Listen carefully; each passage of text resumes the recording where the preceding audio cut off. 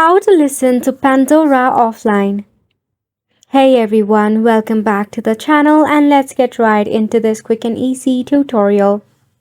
For this, you can have yourself your Pandora Premium and you can listen to any music or content offline. And yes, this feature is available for both iOS and Android devices. Now to listen to Pandora offline, firstly you need to turn on the offline mode. In order to do so, tap open your Pandora application, then head to your profile.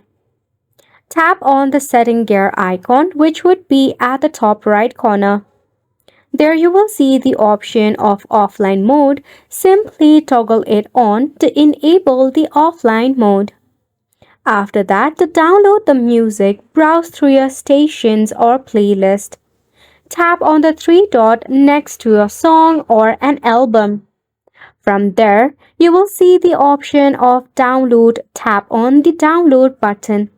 And just like that, once the download is complete, you'll get the chance to listen to it offline.